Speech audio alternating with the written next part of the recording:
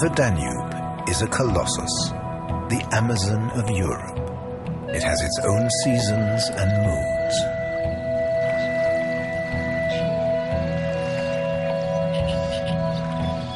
Floods and frosts, summer heat and autumn bounty shape the lives of the many animals that call it home. For some, the Danube is a natural year-round sanctuary. Others spend time on the river only to rear their young.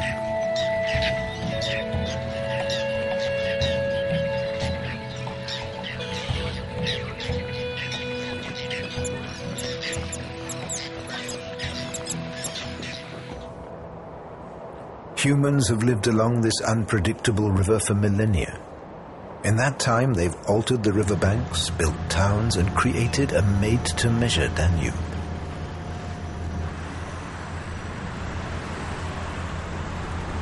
The current is forced into a straitjacket of concrete banks to prevent flooding. The natural riverscape has been transformed into a technological waterway.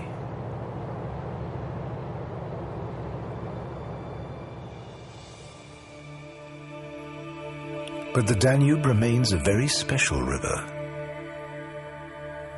Crossing half Europe, 3,000 kilometers from the Black Forest to the Black Sea, its tributaries drain a great part of the continent. On the long journey past wind-whipped plains and snow-capped peaks, the Danube encounters the extremes of weather.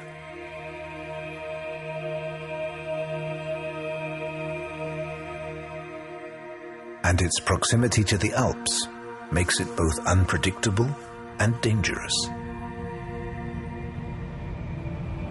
When a large Atlantic low-pressure front roars in from the northwest, great banks of clouds are forced up against the mountainsides.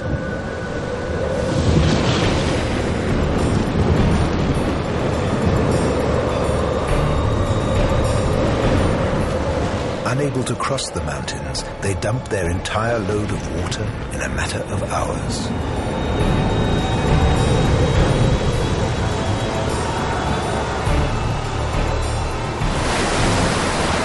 Wild water rages down the mountainsides and roars into the valleys. Suddenly, every river is in flood.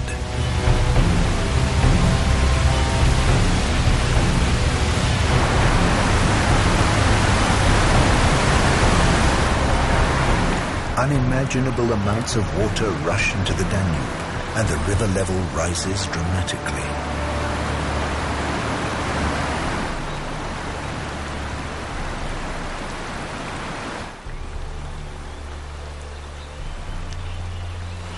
Riverbanks are ripped away, trees torn down. The river grasps at everything in its path.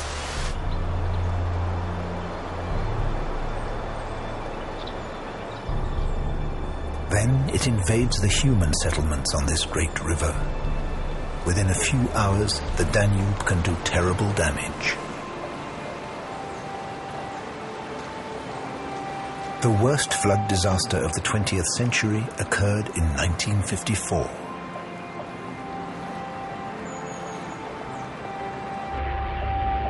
On 6th of July that year, a low-pressure front from the North Sea reached the Bavarian and Austrian Alps. It was combined with especially heavy rainfall. The result was terrible floods.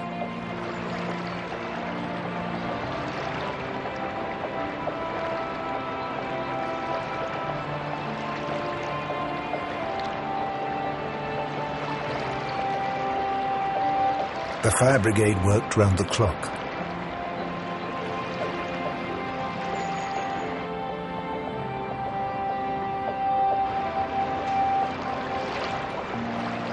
People were rescued from their homes and evacuated along with their pets and their farm animals.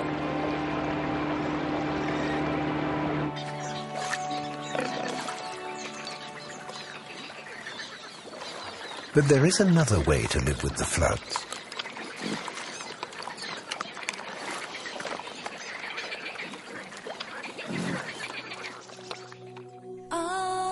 Hidden in the riverine forests of the Sava in Croatia is the Lonsko Polje Nature Park. The villages here lie in the floodplain of one of the Danube's greatest tributaries. The water level can rise by up to 10 meters overnight.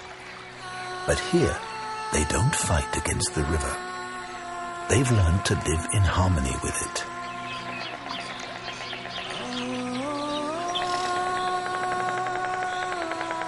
The settlements consist of picturesque wooden houses. The wood to build them comes from the surrounding oak forests. If necessary, these centuries-old houses can be dismantled and rebuilt in a different place. They don't fight the river here. Over generations, they have learned to adapt to it.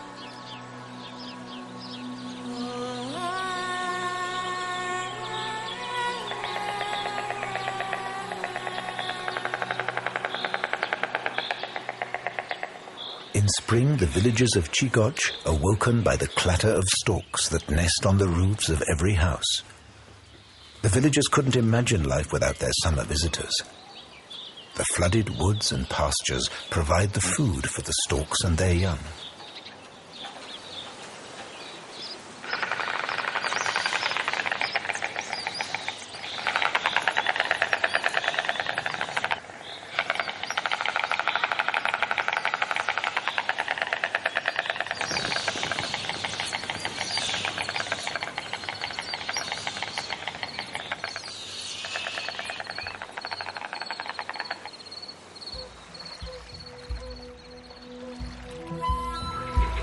When the river rises, the woods and natural marshland give the river room to expand. The mass of floodwater spreads out and settles, its force broken. Here, the water brings not destruction, but life.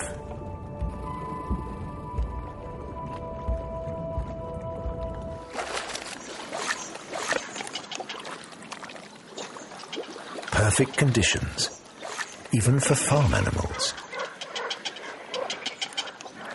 Turopolje pigs love to swim and wade in the flooded areas in search of food, or to wallow in the warm mud. These pigs live as free as wild animals. The floods don't worry them at all.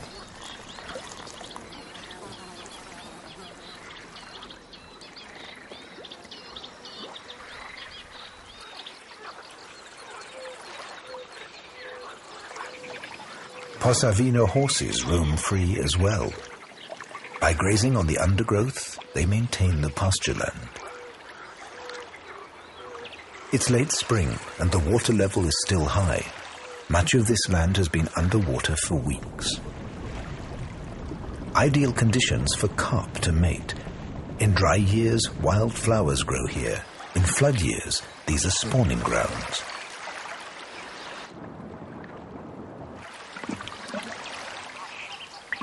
In their courtship display, they rub their bodies together in an orgiastic frenzy until the females lay their eggs.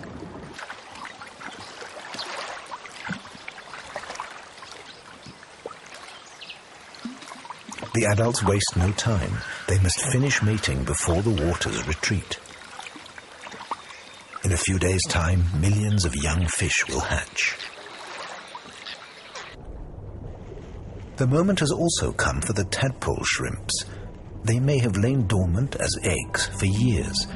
As soon as the floodwaters reach them, the animals hatch. After a few weeks, they will become adults and mate. And their eggs, in turn, will wait here for the next big floods.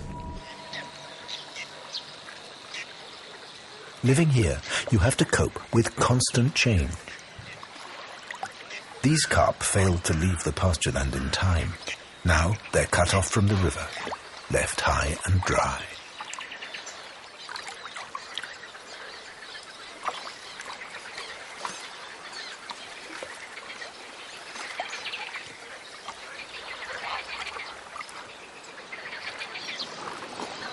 But the wild pigs are more adaptable.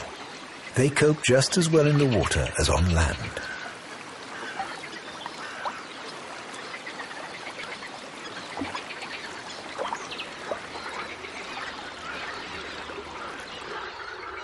When a high-pressure front returns to Central Europe, the Sava slowly returns to its more gentle ways.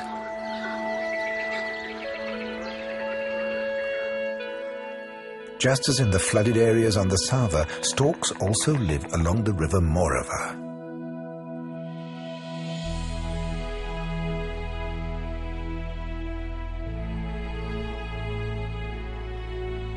This river boasts Europe's largest stork colony that still nests in trees. Once, most storks built their nests in trees, but gradually the forests were cut down.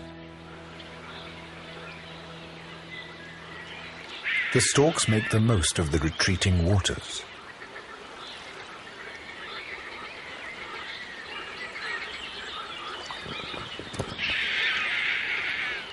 These damp pasturelands are ideal hunting grounds, especially in the breeding season.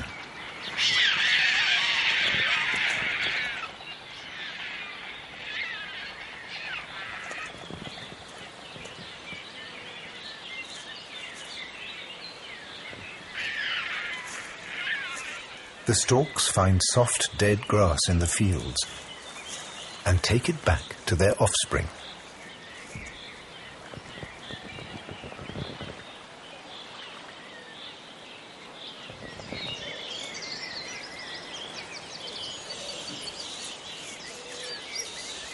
But not as food.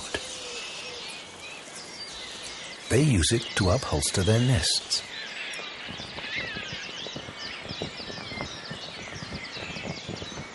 Storks return to the same spot every year, and they never finish building their nest, so it can be meters high and weigh as much as 2 tons. At the beginning of each breeding season, the nest is improved and extended. The marsh forests have been home to this colony for more than a century, but the tall, strong oaks are becoming rarer.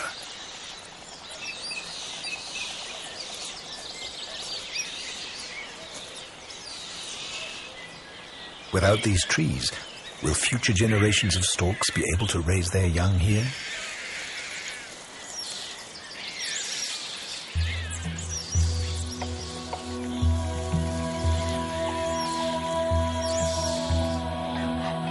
The breeding season is in full swing all along the Danube.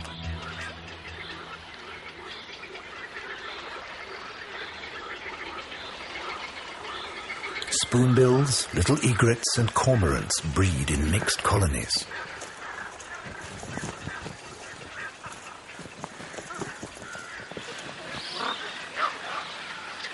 Everywhere, hungry mouths must be filled.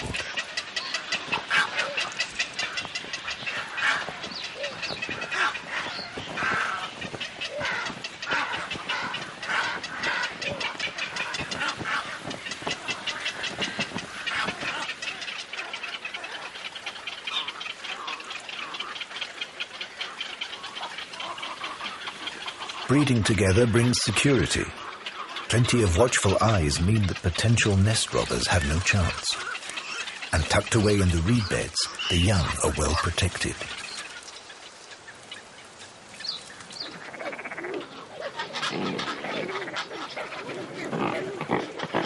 These pelicans are breeding in Europe's best-known bird paradise.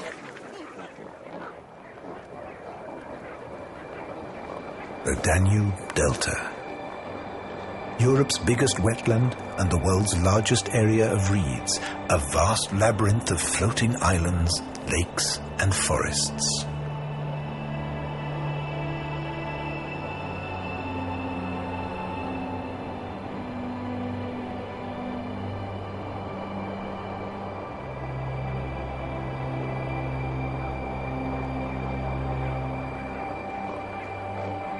Year after year, the pelicans come here to raise their young. These are some of the biggest colonies outside Africa.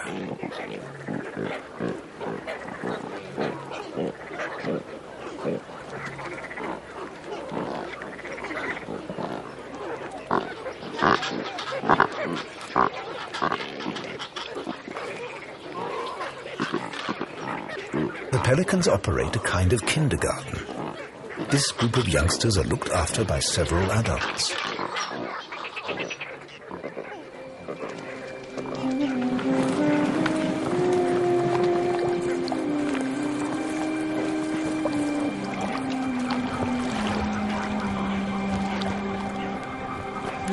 When the adult birds go fishing, a few older ones always stay behind to protect the young.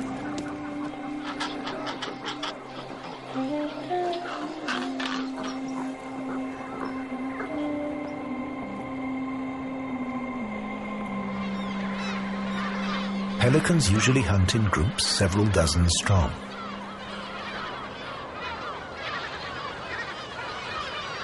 The waters of the delta are rich fishing grounds.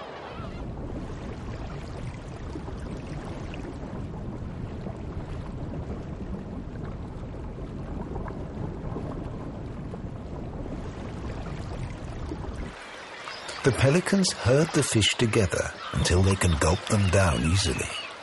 Their throat pouch can hold 13 liters of water. Pelicans close their gullets so that only the fish and none of the water gets swallowed. In especially rich hunting grounds, groups of birds gather to coordinate the hunt.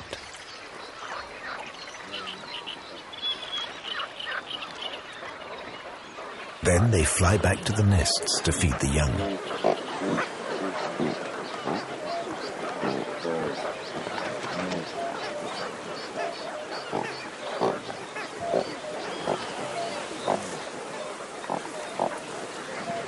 The parents always find their own young, even in the confusion of the kindergarten. They regurgitate the fish into their pouch, where the hungry offspring can reach it.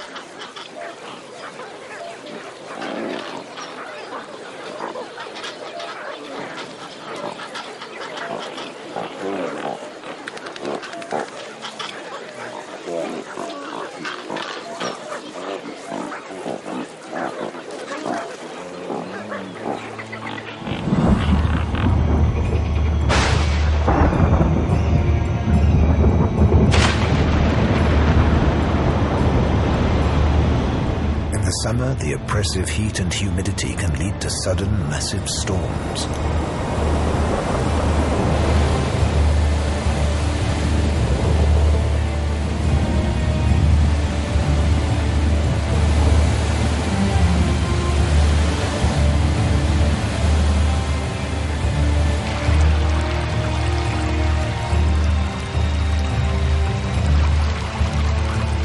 The downpour can be torrential. An inconvenience for the pelicans, but the delta is so vast that the water level hardly rises.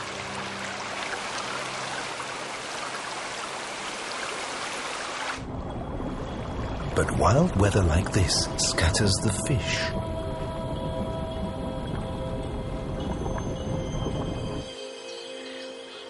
After the storm, above the surface, nothing seems to have changed.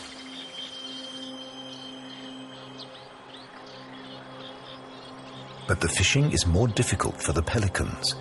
They need to catch over 2 kilos of fish each day for themselves and their young. But it's not so easy to round them up.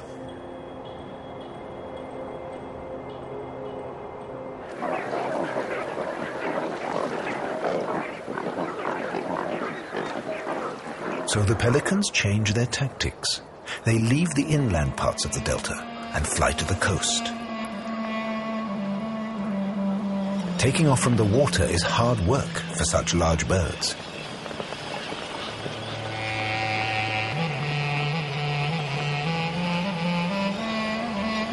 But once airborne, they use the thermals. Just a few wing beats and they can glide effortlessly over long distances to reach the fishing grounds.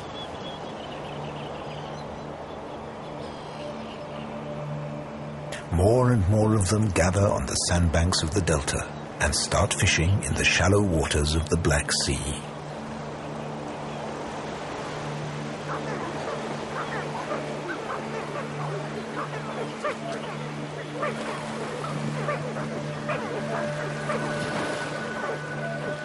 The pelicans constantly paddle to frighten the fish into dense shoals. They keep their wings clear of the water. Their feathers are not waterproof, and if they became waterlogged and heavy, the pelicans couldn't take off again to return to their young.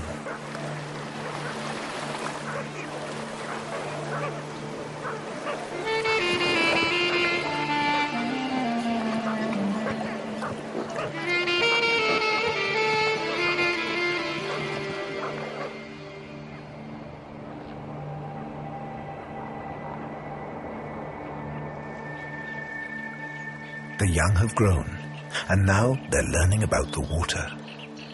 They have little time left. At the beginning of August, they must leave with their parents on the long journey to Africa.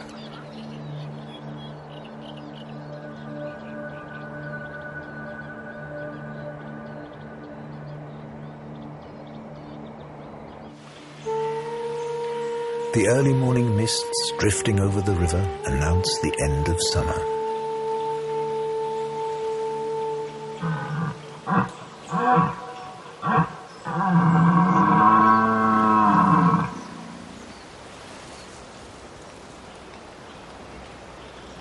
In the woods along the Danube, the rutting season is here. The stags are aroused and aggressive.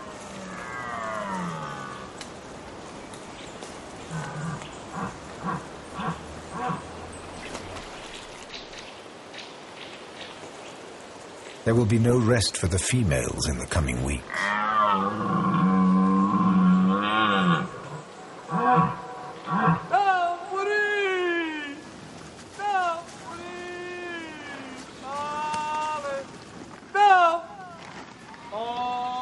By the fall, the flooded areas of Lonsko-Polje have dried out. The tropical lushness of summer is a distant memory. Now the farmers have to supply extra food, for the pigs need to put on a thick layer of fat to get through the winter.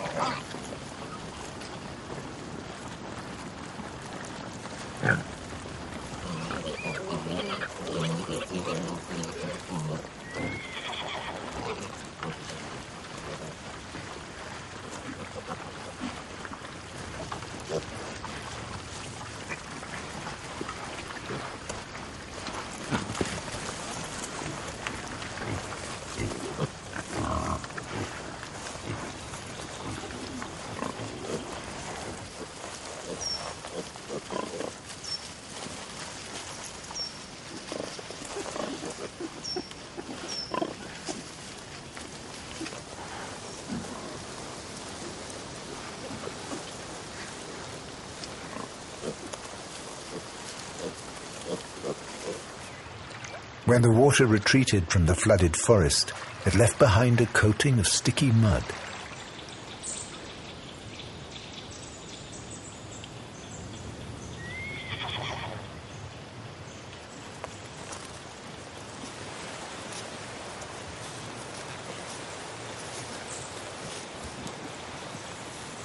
And a ring on the trunks of the oak trees, marking the height of the flood.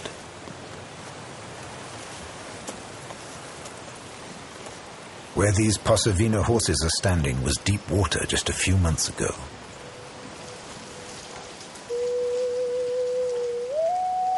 Slowly, the falling autumn leaves conceal the last traces of the floods.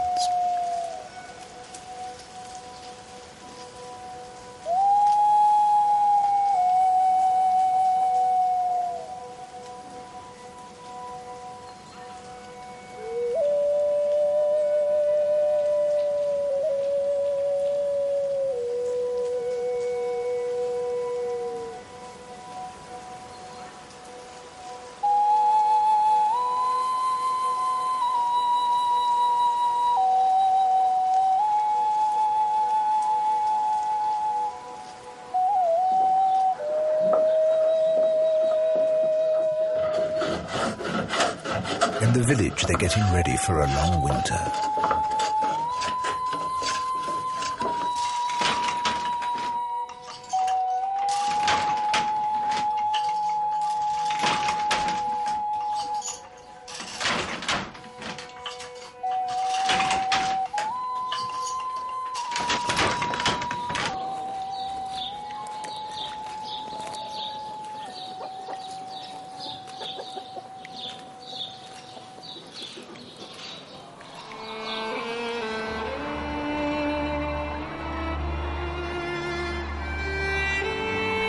The first icy winds from Siberia bring the cranes to the Danube.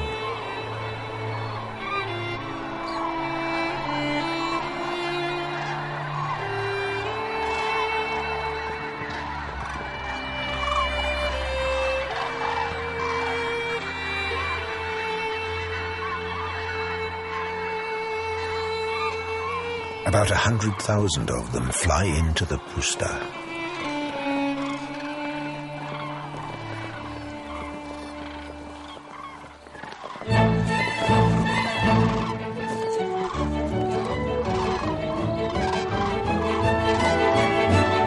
Here they make the most of the last days of autumn.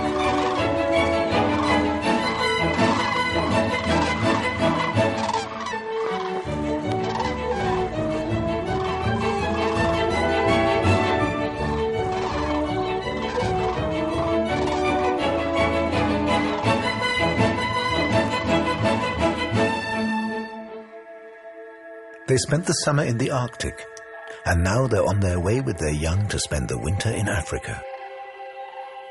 Here, where the Danube crosses the Hungarian plains, they'll stop for a few weeks to rest and replenish their energy supplies. They still find plenty to eat in the grass plains and fields of the Puszta, even after the harvest.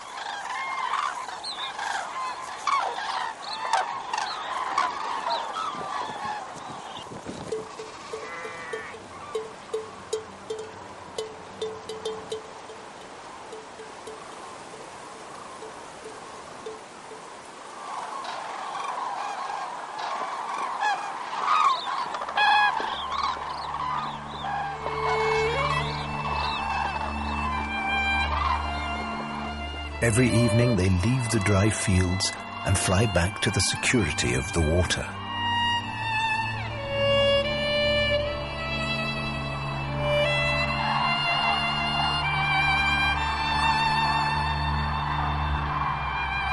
The Hungarian plains are a mosaic of fertile wetlands, fed by the Danube and its network of tributaries.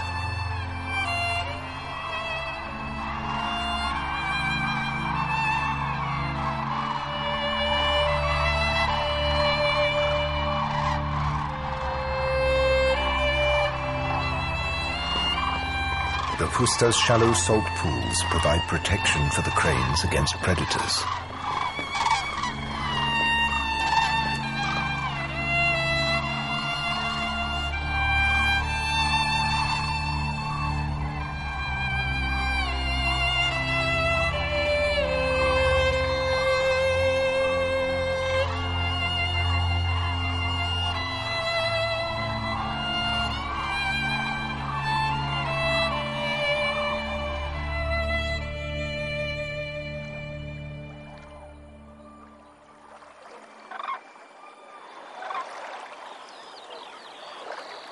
The days grow shorter, the nights grow colder. For the cranes, it will soon be time to move on.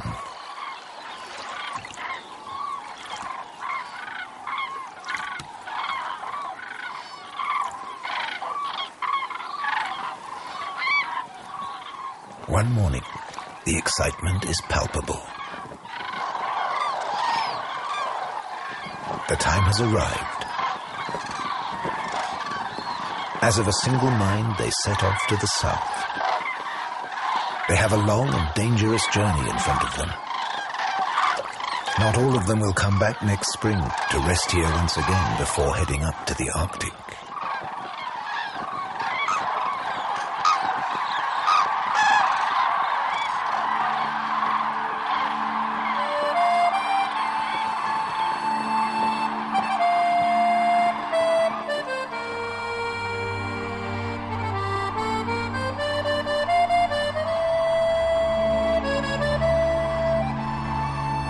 With the departure of the cranes, the Puszta is left silent and empty.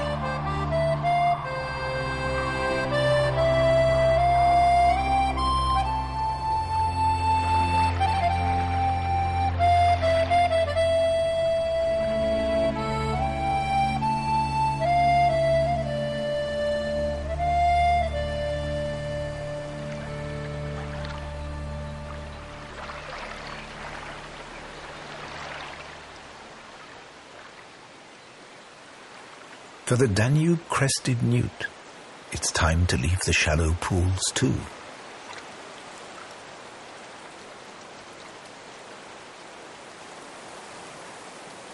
But his journey is a little less epic.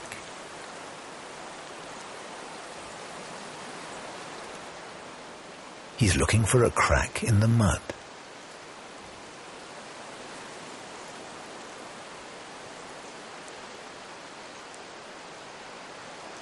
And as soon as he finds the right one, he'll creep inside for the winter.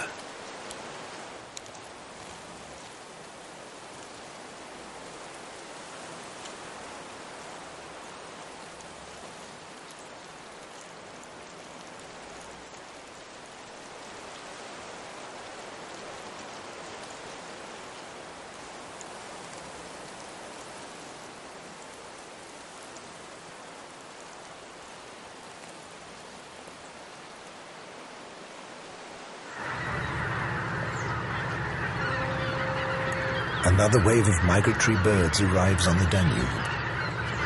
Thousands of geese gather midstream. Like the cranes, they've come from the Arctic. But they will spend the winter here.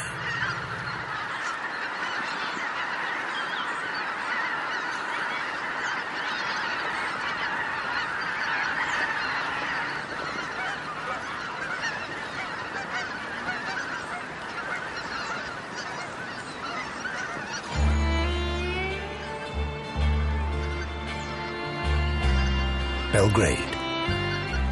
A few months ago, high waters at the confluence of the Sava and the Danube flooded this city.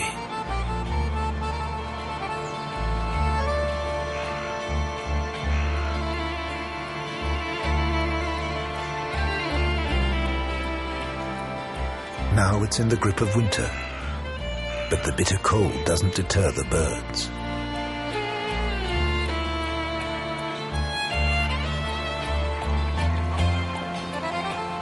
Flock after flock of migratory birds arrive at the center of the city.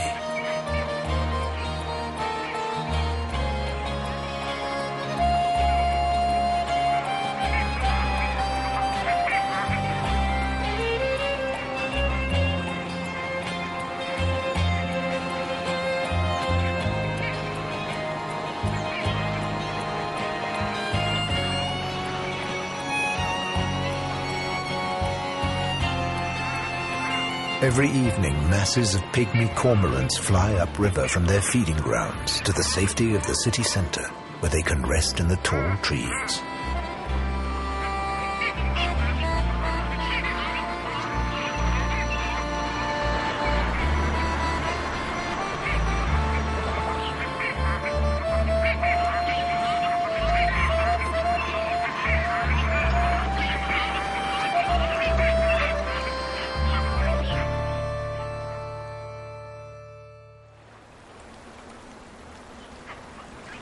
It's not yet midwinter, but the temperatures have been dropping further and further below freezing. When a ridge of high pressure spreads out from the Russian tundra, the temperature can fall below -20 for weeks on end.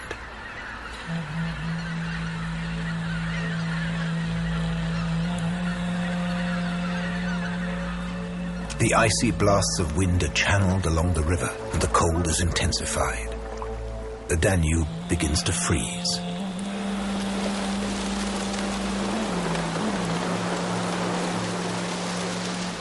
Ice accumulates in the water.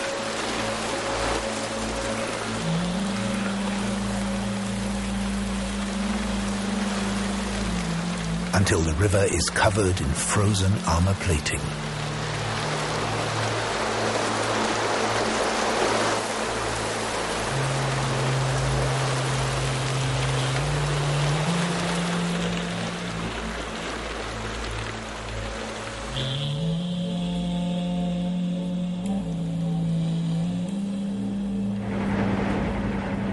Along its entire length, through Romania, Bulgaria and Serbia, the Danube is encased in ice.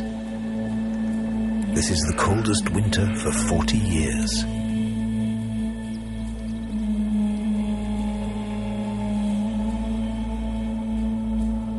Even the Black Sea freezes solid.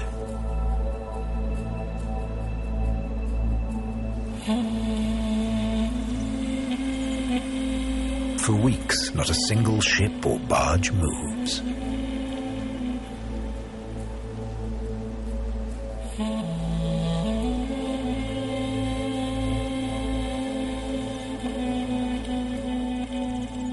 The winter is pitiless.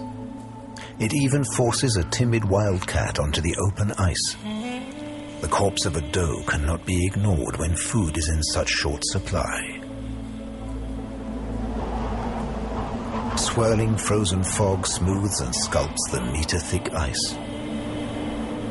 The ravines of the Iron Gate, too, are rigid with ice. Trapped ships and barges must be freed by icebreakers before they're crushed by the pressure.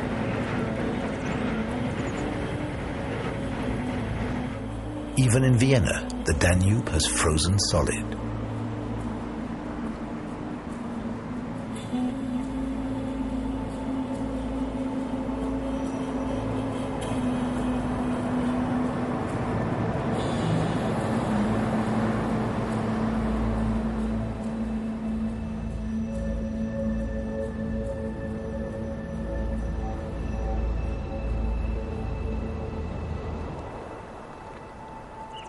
When snow and ice take control, the river and forests have a completely different personality. Summer's abundance gives way to a bitter struggle for survival.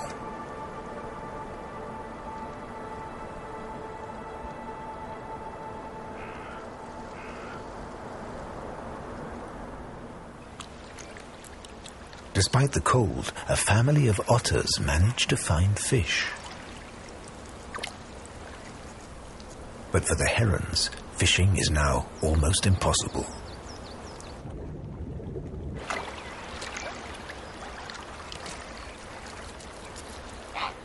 A heron cautiously approaches. Desperate hunger drives the bird to risk challenging the otter over a scrap of fish. But there will be no food this time.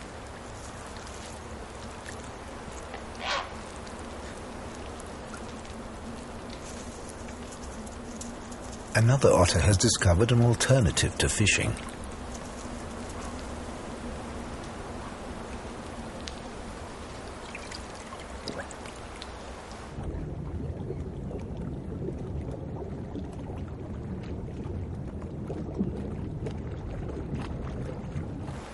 It has found the winter quarters of a group of frogs.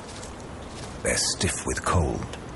For the otter, it's like raiding the refrigerator.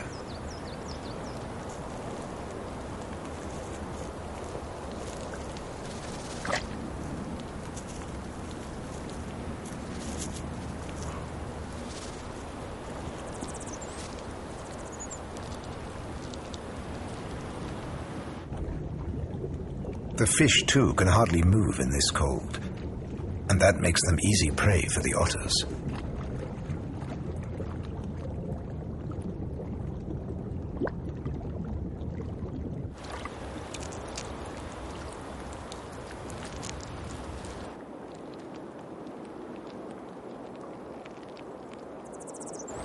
The easier it gets for the otters beneath the ice, the harder it is for the herons on the frozen surface of the river. Otters can break holes in the ice and dive in. Herons often have to make do with the paltry scraps the otters leave behind.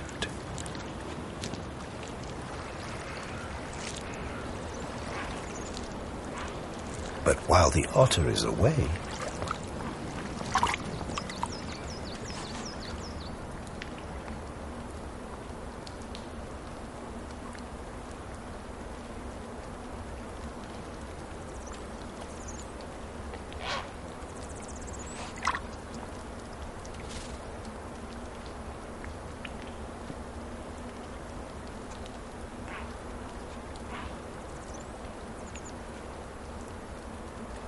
beneath the ice, life is in slow motion.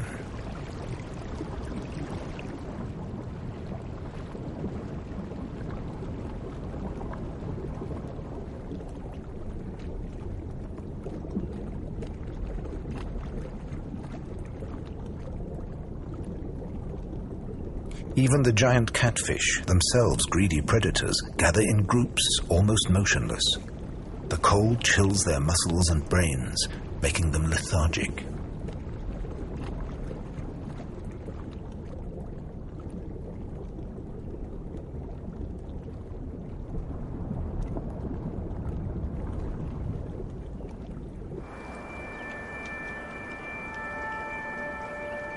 Winter has passed its peak. Every day the sun is stronger, and its power is felt all along the river.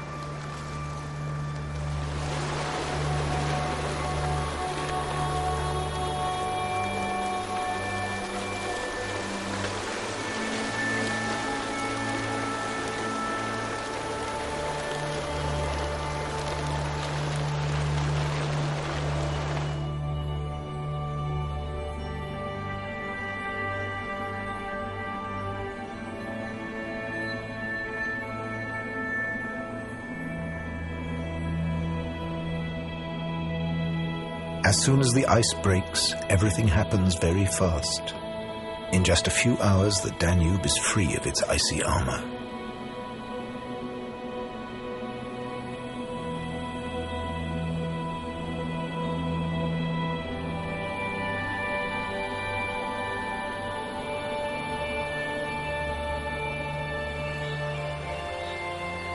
Masses of water from the snow melt swell the current, so that the river bursts its banks. Once again, the riverine forest is submerged. The time of stillness is over. Noise returns to the river. This is the signal for moor frogs to gather in their thousands at their spawning grounds. For a few days, the males turn bright blue, and the more males there are, the bluer they become.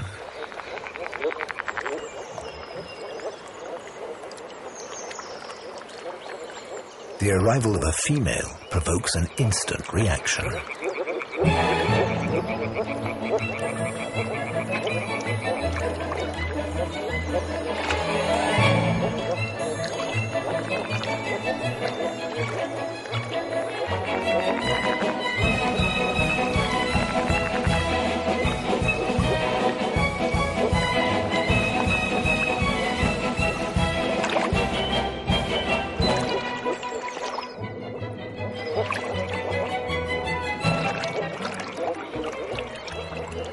If a male grabs a female, he's not going to let go.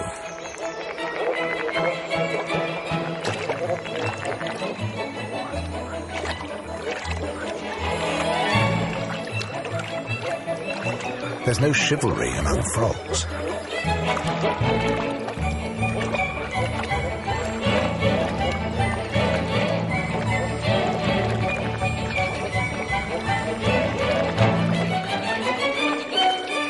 If too many males fight over a single female, she may be held under the water for so long that she drowns.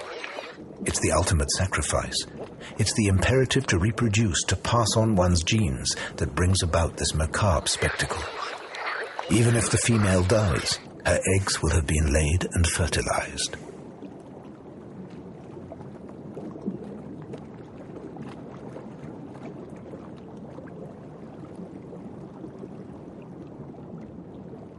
These blue frogs will literally stop at nothing. They'll pounce on anything that moves, even toads.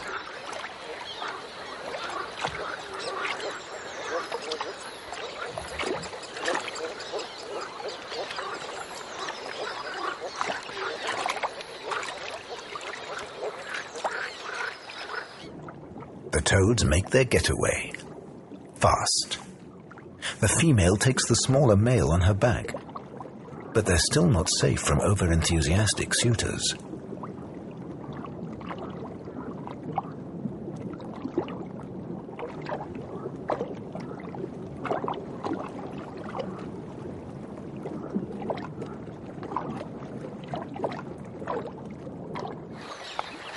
Now, at last, herons can pick and choose from the great bounty. It's as simple as stabbing the water.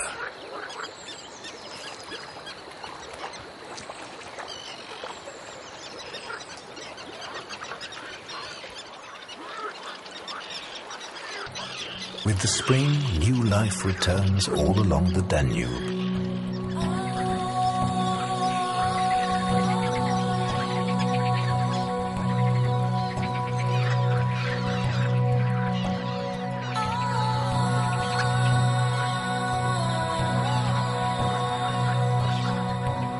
The birds are back in their hundreds of thousands to raise a new generation in this watery jungle.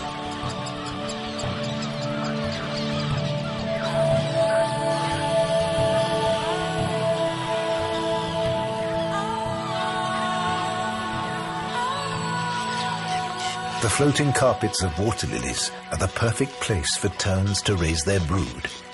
They mate here and their young are born on the lily pads.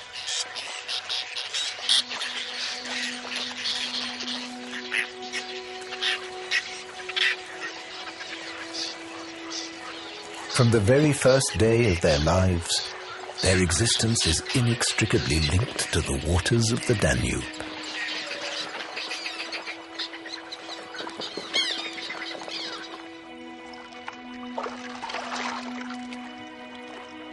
For generation after generation, the delta has provided rich hunting grounds.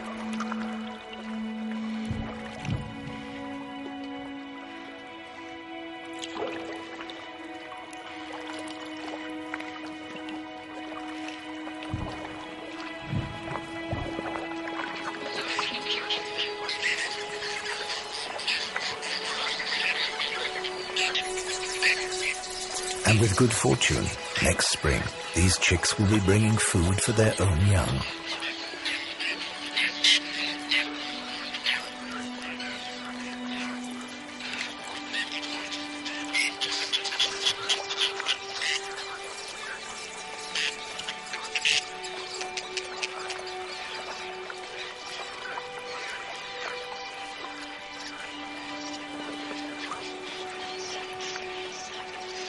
On its long journey to the delta, the Danube passes through and creates many remarkable landscapes.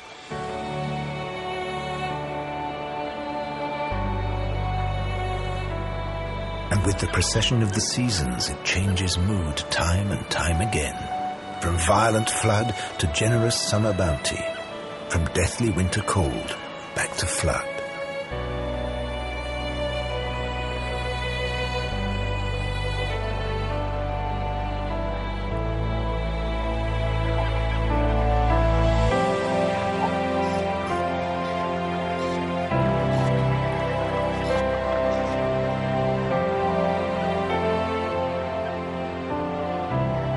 Over many centuries, the river has shaped nature and civilization on this continent. Hopefully in future it will remain what it always has been, the giant watercourse that flows through Europe, connecting different worlds.